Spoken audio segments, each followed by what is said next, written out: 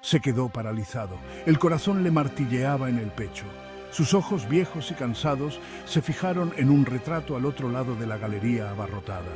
Una joven de cabello rojo fuego y ojos risueños lo miraba fijamente. No podía ser.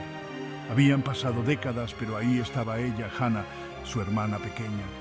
El tiempo se distorsionó, colapsando a su alrededor.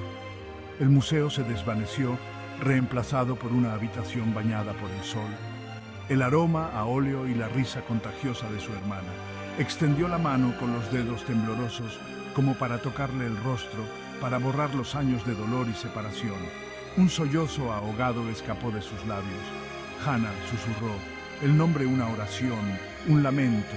Su Hannah, eternamente joven, eternamente perdida en el abismo del holocausto.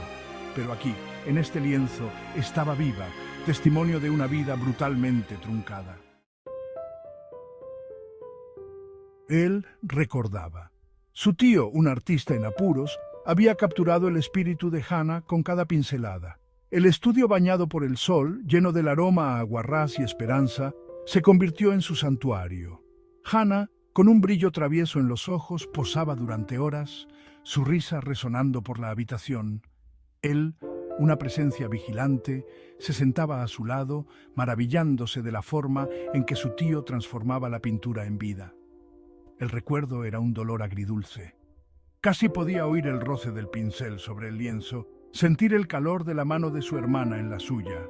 Su tío, un alma bondadosa con dedos encallecidos y corazón de soñador, había volcado su amor por ellos en ese lienzo. Cada pincelada era una promesa susurrada de un futuro que nunca llegó a ser. La guerra había arrasado sus vidas, dejando tras de sí un lienzo de sueños rotos y una pérdida insoportable. Sabía que tenía que luchar. Ese cuadro, ese trozo robado de su pasado, era algo más que una obra de arte. Era un vínculo tangible con su familia perdida, un testimonio de su existencia. Se embarcó en una búsqueda incesante de restitución, navegando por un laberinto de complejidades legales e indiferencia burocrática. Contactó con abogados, historiadores, con cualquiera que escuchara su historia, su petición de justicia. Se aferró a la esperanza de que el sistema legal, diseñado para defender la justicia, reconociera su reclamación, su derecho a reclamar este fragmento robado de su vida. Presentó su caso con una determinación inquebrantable. Su voz temblaba de emoción al relatar los horrores que padeció, la familia que perdió y el significado de aquel cuadro. Habló del espíritu vibrante de Hannah, del talento artístico de su tío y del legado robado que representaba ese cuadro. Derramó su corazón, con la esperanza de conmover al tribunal, de apelar a su sentido de la humanidad y la justicia. La decisión del tribunal fue un golpe, una cruel vuelta de tuerca a una herida ya abierta. Citando tecnicismos legales y pruebas insuficientes, desestimaron su reclamación. El cuadro, declararon, pertenecía al museo, una obra de arte para ser admirada pero no devuelta. Escuchó aturdido por la incredulidad cómo las palabras del juez resonaban en la sala, cada sílaba un martillazo a su frágil esperanza. Salió a trompicones de la sala, aplastado por el peso del mundo. La injusticia de todo aquello era sofocante. ¿Cómo era posible que no lo vieran? Es que no entendían que no se trataba solo de un cuadro, sino de la memoria, de la familia, del derecho a reclamar un trozo de su pasado robado. Sintió una oleada de rabia, de frustración, de absoluta impotencia. Regresó al museo, atraído por el cuadro como una polilla a la llama. Se detuvo ante el retrato de Hannah, con el corazón dolorido por un dolor familiar. Los años se esfumaron y volvió a estar en el estudio de su tío, rodeado por el reconfortante aroma a pintura y el sonido de la risa de su hermana. Recordó sus juegos, sus secretos, el vínculo inquebrantable que compartían. Pensó en la vida que debería haber tenido, en los sueños que se le negaron. La imaginó como esposa, como madre, como abuela, con su pelo rojo ahora veteado de plata, sus ojos aún brillando con picardía. Se aferró a esos recuerdos, a esos fragmentos de un pasado que nadie podría borrar jamás, por mucho que el mundo intentara olvidar. La decisión del tribunal le perseguía, un recordatorio constante de la indiferencia del mundo ante su dolor. Sentía una profunda sensación de aislamiento, de no ser escuchado, de no ser visto.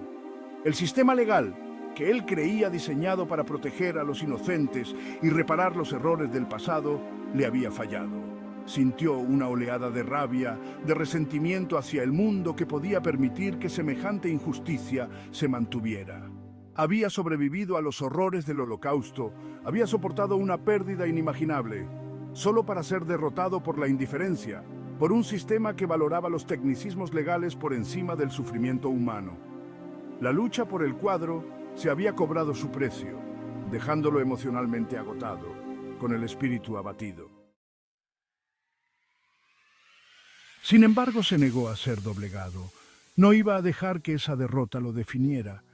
Honraría la memoria de Hannah continuando con su historia, luchando por la justicia, por el reconocimiento, por los millones que perecieron y por los que sobrevivieron.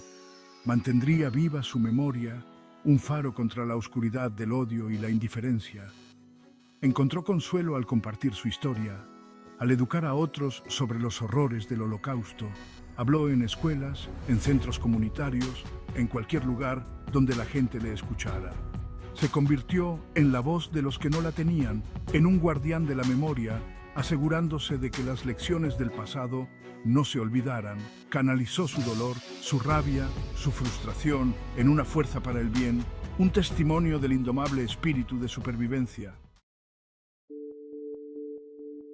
Sabía que tal vez nunca recuperaría el cuadro.